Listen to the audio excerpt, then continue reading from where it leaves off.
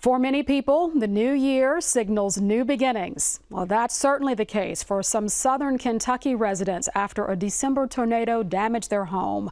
Our Laura Rogers talked with a Logan County storm survivor about how 2024 brings change to the place she's called home for 3 decades.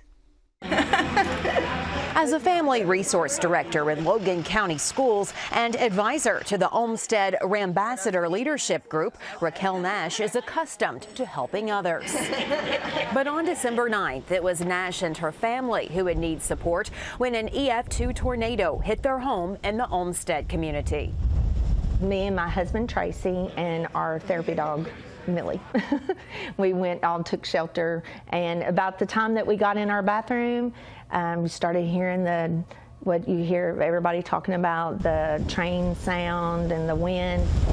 She says it was over in about 30 seconds, but that was enough time to destroy the place they've called home for 30 years. There was water coming in the house. We could hear outside, so we knew part of our roof was gone, and our front porch had been taken away. The tornado's path in Kentucky first hit Todd County with top estimated winds of 125 miles per hour. That same tornado then tracked into Logan County. It weakened just a hair, but still produced winds EF2 in strength to 115 miles an hour as it tracked to the south of Russellville, moving right over US 431 before lifting just south of the Auburn community. It is reminiscent of the tornado outbreak of December 2021. We're no stranger to December tornado events here in Kentucky, but that said, they are rather rare.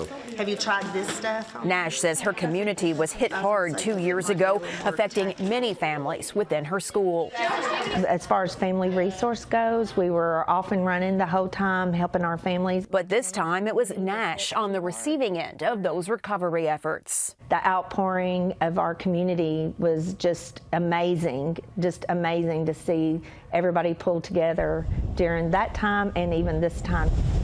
It's pretty amazing to be a part of. She says immediately after the storm, at least 65 people showed up to help, getting all of their belongings out of the house and under cover in 3.5 hours. When you live in a small community like we do, we work together, we go to church together, we raised our families together.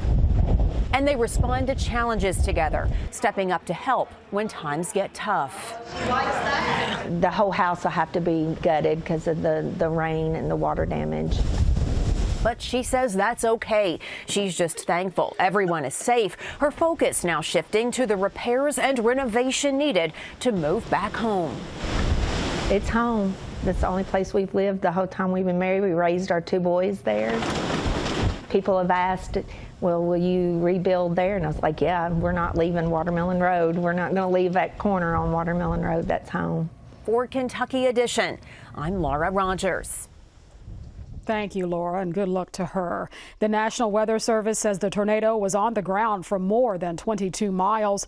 The same storm produced an EF1 tornado that touched down in Bowling Green.